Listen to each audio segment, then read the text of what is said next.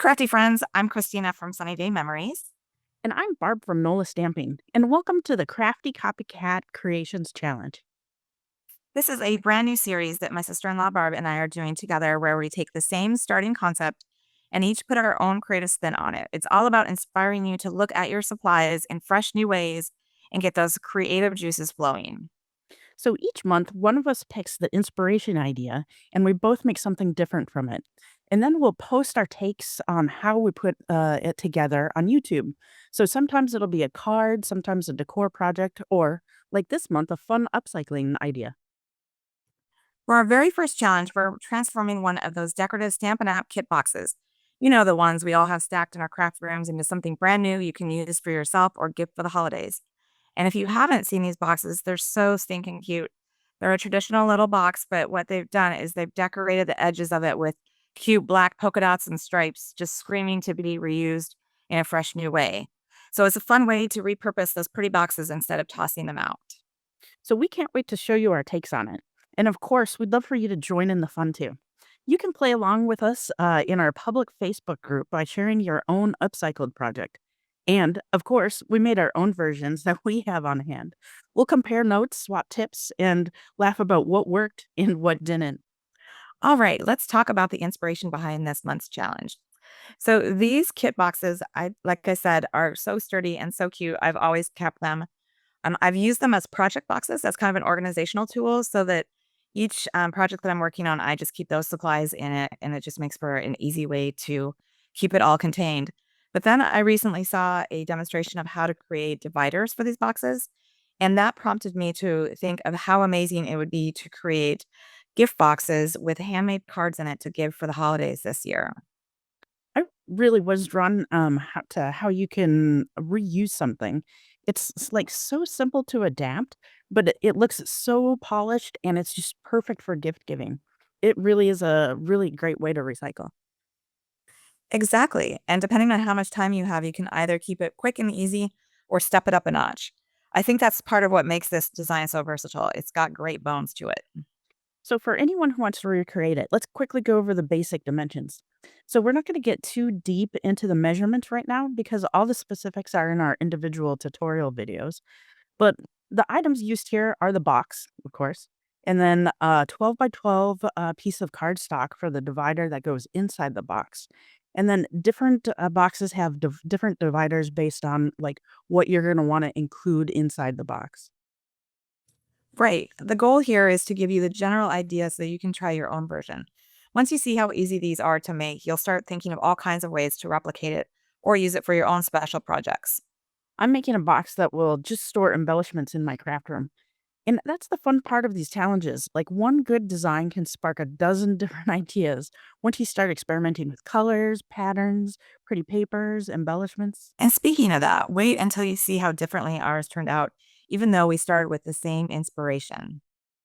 Okay, so now for the fun, the copycat creations. I just wanted to touch base with you and talk about like what we did for some of our projects. I think out of all of my projects, I did 3 over the last month, and I think the last one I did is my favorite, or the first one. The last one was like a retro TV, movie night in a box sorta gift, and that was really fun because it pulled together, like, my love of all those, like, retro colors, and then I used a paper in a different kind of way, and then, so I if you haven't had a chance to go check it out, you should check that out because I really like how everything came together on that one. Yeah, I did. I liked that one a lot. I thought it had a really good feel to it. Aw, thanks. Was there one that you liked best out of, the ones that you did this last month? When I think back on mine, I had done the card box initially because I thought that that's perfect for holiday gift giving. And while I like that, I think when I decided that I wanted to make some Halloween goodies, gift boxes for my kids who just started college this year, I really enjoyed creating those because I was able to take those iridescent cellophane bags that we have and I create a little pocket so that on the inside of the cover, I was able to put a little card in there. So it's kind of like a secret little message for them. And then I was able to fill it with candy and I put some Halloween socks in there. And I thought each of them I kept with the same dimensions and the same vibe, I guess. but they were so unique and more personalized to their personality. And I think those were probably my favorite ones that I did. Well, those were adorable. I loved seeing the pictures of them on the Facebook group. Thank thank you. Didn't but I have to say that my favorite of yours was the first one with the cards on it. Like, that looked so, like, elegant and put together. I really, enjoyed, that one, and I love all the colors that went together on it too. Yeah, I was really trying to stick with that black, since the boxes, had a black design on the outside element there around the box. I wanted to show people how they could use that holiday paper, that modern gold and black. I want to show them how it could be like not just Christmas, even though that was a Christmas paper pack from Stampin' Up.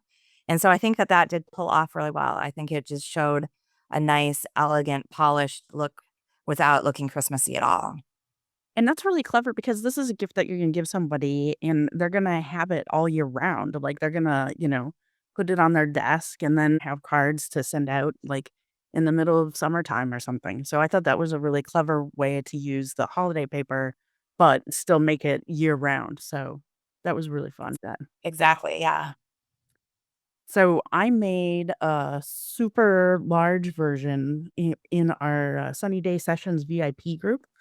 And that was because I took the same dimensions and then just almost doubled it. And then I was able to make a little channel in the middle, which is perfect for adding stamps or pens and, of course, chocolate. That was that was kind of fun. So, if you can add chocolate, you should, right?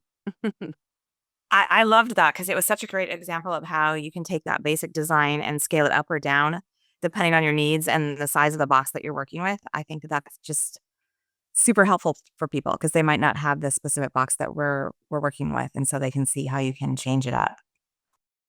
And one thing that I liked too was that on the birthday box, I had cut out for the pennant that goes on the front, and this was like one of my first ones. And I'd put like the words box, and then I wanted to put birthday on there, but I didn't have enough space with the design. And so then someone was like, "Hey, you should just put the word birthday in the middle." And I think that came out perfectly. Like, I think it's a really cool design element on the front of that box. I agree. It looks fabulous. It really does. And I'm not just saying that, since I helped nudge you. I think it does look really good. I think it all came out really good. So I was really impressed with, the way that all of our, things came out, this month. So I really think that this is so easy to do, and, I was like, "I don't know why we don't do more of it," because it really, it hits all of my sweet spots because it's like gift giving, you get to decorate and make something pretty on the cover, and then, figuring out the insides and stuff, like, that's fun too, so. Plus the upcycling, there's like no waste. I love that we're like using every little bit of things. It's not just, tossing things in the trash or whatever. Like it's all getting used for a good purpose. All right. So now it's your turn. We'd love for you to play along in the Crafty Copycat Creations Challenge.